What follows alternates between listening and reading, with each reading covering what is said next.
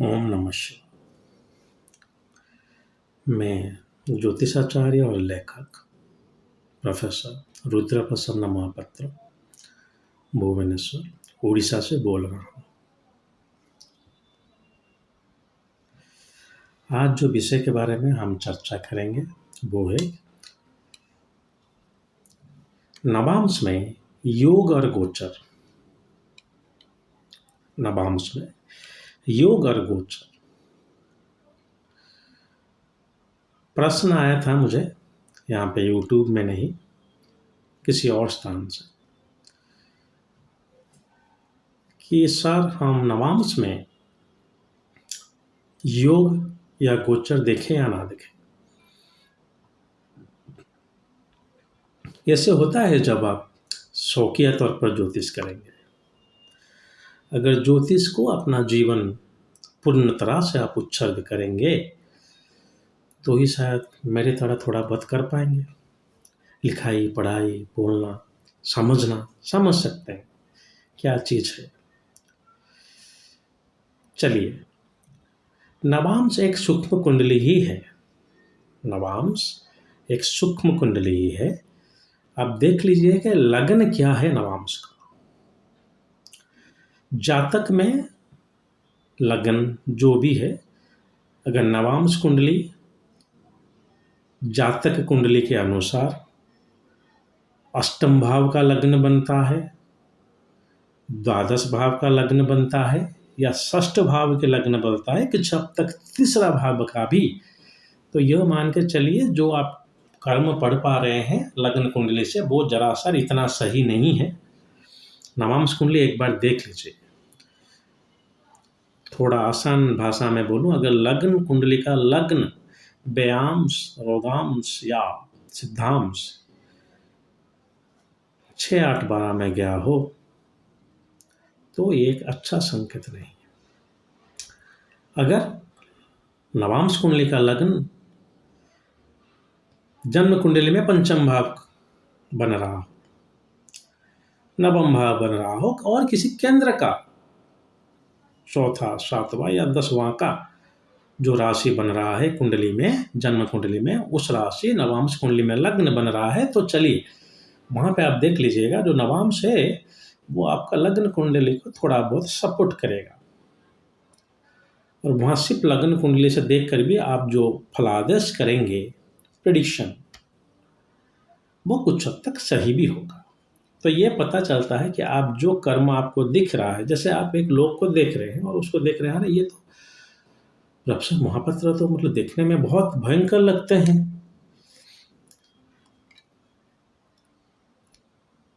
लेकिन ये तो इतना जानकारी नहीं रखते हैं, ये तो बस अभी ज्योतिष में आए हैं।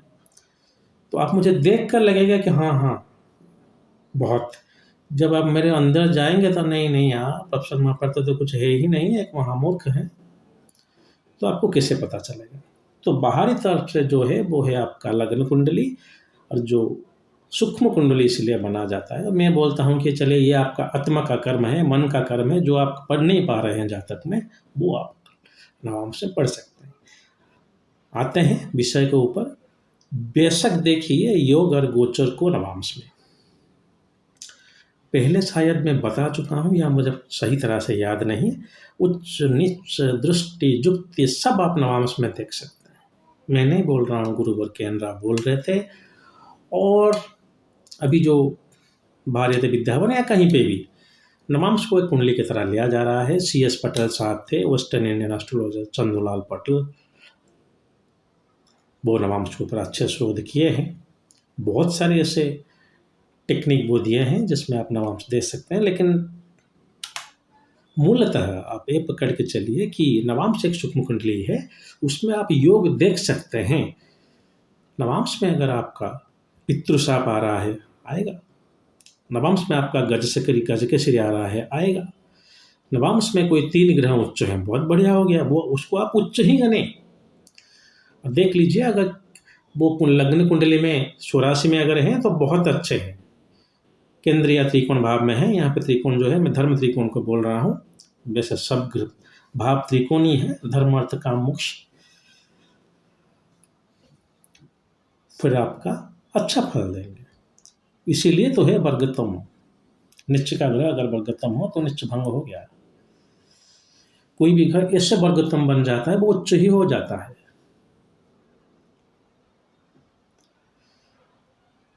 तो कोई भी योग हो, गजकेसरी, बुधादित्य, रुचक योग, मंगल उच्च का हो गया, आप अच्छा देखेंगे। वहीं पे आपका पुनर्पु योग, शनि चंद्रमा, सब कुछ देख सकते हैं, कोई गलती नहीं है। बस उसको थोड़ा फिर आप पराशि तुल्य नवांश के जो नियम है उसके अंतर्गत देख लीजिए कि वही ग्रह का स्थिति लगन में कैसा है।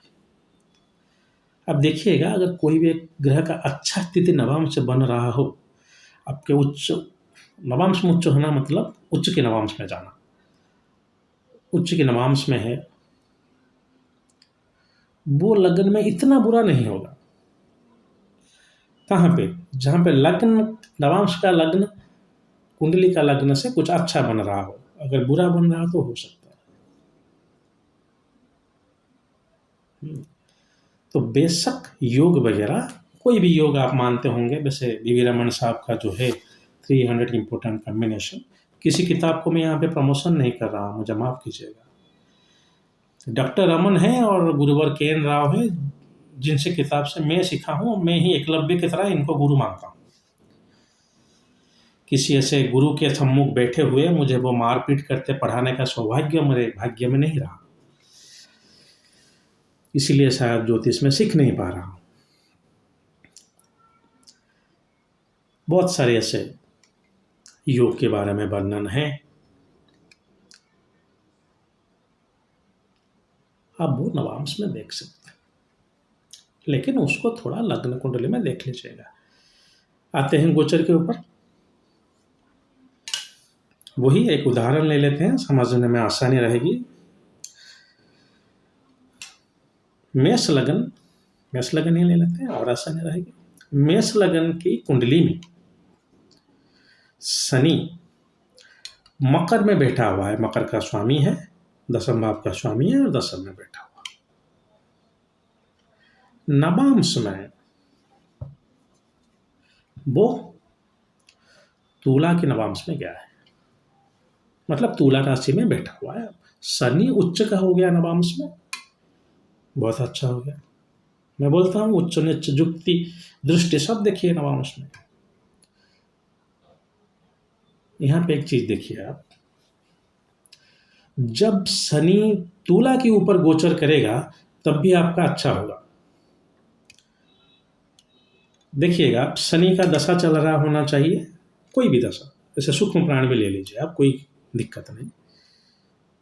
शनि का प्रत्यांतर चल रहा है, कोई भी अंतर महादशा हो, और शनि का गोचर तुला के ऊपर हो रहा हो और तुला का आपका अष्टक वर्ग फल अच्छा हो, बहुत अच्छा फल मिलेगा आपको। नौकरी में तरक्की, प्रमोशन वगैरह मिल सकता है। दशा है और गोचर है, तुला के ऊपर कर रहा है गोचर, क्या हुआ?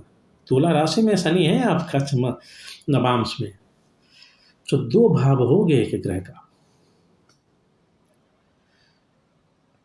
ठीक है, ये मॉडर्न रिसर्च है, और मैं भी देख रहा हूँ बहुत सारे जो ज्योतिष हैं अभी वो भी इसको बोल रहे हैं।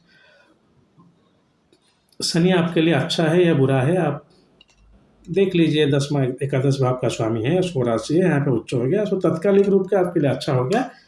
लेकिन आप वेट मत कीजिए कि शनि का जब मेरा गोचर मकर के ऊपर आएगा, या वहाँ पे जो तुला राशि है वो मेरा सप्तम भाव है, तब तो शादी हो सकता है, हो जाए। उस शुक्र का अंतर्दशा और शनि का प्रत्यांतर दशा और शनि का गोचर वहाँ पे उच्च का शनि है आपका। तो नवांश में जिस भाव के ऊपर जो ग्रह बैठा है, जब उस राशि के ऊपर वो ग्रह गोचर करेगा वो कुछ हद तक फल दे देगा। हमेशा याद रखिए, दशा के बगैर नहीं, सिर्फ गोचर मत देखिएगा। दशा है तो ही फल आएगा। लेकिन यहाँ पे और एक चीज मैं बता रहा हूँ, सिर्फ एक भाव नहीं, सिर्फ जन्म कुंडली में बैठा हुआ ग्रह नहीं, नवांश कुंडल में बैठा हुआ, जहाँ पे जिस राशि में वो बैठा हुआ है उस भाव का फल देगा, देना भी चाहिए, क्योंकि यही है सूक्ष्म कुंडली।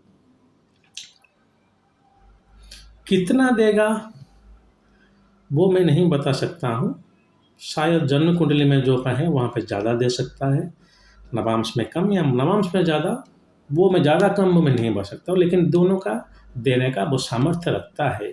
इसीलिए शनि जो है वो तुला के नवांश में गया है। आई बात समझ में? सो आप जब गोचर देखेंगे तो देख लीजिए वो गोचर, दोनों कुंडली डाल दीजिए, नवांश के ऊपर गोचर, लग्न कुंडली के ऊपर गोचर। सो कोई भी ग्रह अगर नवांश के ग्रह के ऊपर गोचर कर रहा है वो भी फल देगा, लग्न कुंडली के ऊपर अगर गोचर कर रहा है वो भी फल देगा। दो कंडीशन बता दे रहा हूँ, दशा होना चाहिए, दूसरा वो जो गोचर है वो भेद नहीं होना चाहिए। जैसे कोई भी ग्रह शनि चल रहा है तो उससे सप्तम में अगर कोई ग्रह जब गोचर करेगा तो शनि का गोचर भेद हो जाएगा, विपरीत भेद भी है। अगर फिर शनि से थर्ड में कोई ग्रह गोचर कर रहा है तो ये भेद कैंसिल हो जाएगा। तो भेद विपरीत भेद देख लीजिएगा, लेकिन पहले देखिएगा दशा, दशा है तो ही गोचर, भेद नहीं हो रहा है तो ही फल। किस भाव का? दोनों भाव का। जिस भाव में वो शनि है और यहाँ पे नवांश में जिस भाव में है। चलिए, आशा है आप समझ चुके होंगे मैं क्या बोलना चाहता हूँ। इस रूल को अप्लाई कीजिएगा। मैं लोग बोलते रहते हैं कि सारा प्रैक्टिकल रूल बताइए, प्रैक्टिकल, इसीलिए प्रैक्टिकल रूल बता रहा हूँ। और हालांकि आपको पता ही होगा, मैं वीडियो जो सीरियस एस्ट्रो रिसर्चर है उनके लिए बता रहा हूँ, जो शौकीन है उनके लिए नहीं। चलिए, अंत में मेरा अनुरोध, मुझे अगर संपर्क करना चाहते हैं अगर, तो कृपया मेरे वेबसाइट पे जाइए, वहाँ पे सब फीस कैसे कंसल्ट करें सब लिखा हुआ है। अगर आपको ठीक ठाक लगे पेमेंट करने के बाद मुझे संपर्क करें। कृपया अपना और मेरा समय नष्ट ना करें। सर कैसे कंसल्टेशन करें, कितना फीस है, कैसे देखना पड़ता है, ये सब चीज़ वहाँ पे लिखा गया है। और वो जो नंबर है वो मेरा पर्सनल नंबर ही है। आप व्हाट्सएप करेंगे तो उसका जो डीपी है वो मेरा खुद का फ़ोटो है। तो ऐसे मत सोचिए कि आप किसी और को पेमेंट कर दे रहे हैं या कोई और आपको फ़ोन उठाएगा। कोई नहीं उठाएगा, मैं तो अकेला आदमी हूँ, अपना खुद ही ऑफिस संभाल रहा हूँ, तो कोई कौन उठाएगा? कोई नहीं। लेकिन आप सीरियस हों, इसलिए मैं फ़ीस थोड़ा ज़्यादा, मुझे नहीं लगता ऑल इंडिया लेवल पे ज़्यादा है, लेकिन जो भी है, अगर आप सीरियस हैं तो ही कंसल्ट करें, वरना नहीं। आपका और मेरा समय बर्बाद ना करें। देखिए, अगर मेरा चैनल अच्छा लग रहा है तो आप मुझे सपोर्ट करने के लिए कुछ डोनेशन कर सकते हैं, उसका लिंक डिस्क्रिप्शन में दिया गया है। मुझको इंस्टाग्राम में फॉलो कर सकते हैं। फाइनली जो मैं बोलता हूँ, मेरा जो वीडियो है, जो सीरियस एस्ट्रोलॉजी पढ़ रहे हैं, अभी एस्ट्रोलॉजर बनना चाहते हैं या एस्ट्रोलॉजर अभी हैं लेकिन उनके पास इतना सामर्थ्य नहीं है कि वो जाके कहीं पर पढ़ाई करें, तो मेरा खुद का जो स्रोत है मैं उनके लिए रख रहा हूँ। शौकीन तौर पर किया गया ज्योतिष को मैं विरोध करता हूँ। अगर आप किसी ज्योतिष परिवार से नहीं हैं, अगर आप अभी पार्ट टाइम ज्योतिष कर रहे हैं और 2-3 साल के बाद फुल टाइम ज्योतिष करने के लिए प्रयास कर रहे हैं, तो मेरा जो रूल है वो आपके ऊपर लागू नहीं होता। ठीक है, ज्योतिष परिवार से होने वाले लोग 5 साल से वो ज्योतिष सीख रहे हैं, तो वो भले ही पार्ट टाइम हो वो सीख सकते हैं। लेकिन अभी मैं देख रहा हूँ इंजीनियर हैं, डॉक्टर हैं, यूट्यूब देखकर, अगर भी सीख भी रहे हैं, कोई किताब पढ़ लो यार, वो नहीं, सिर्फ यूट्यूब देखकर वो सीख गए हैं। और ज्योतिष का मतलब, चलिए, जितना ही वो अन्याय कर सकते हैं कर रहे हैं। ज्योतिष को आप अपना खुद का जीवन देंगे तो ही ज्योतिष आपका कुछ देगा। इतना सहज नहीं है, इतना सरल नहीं है।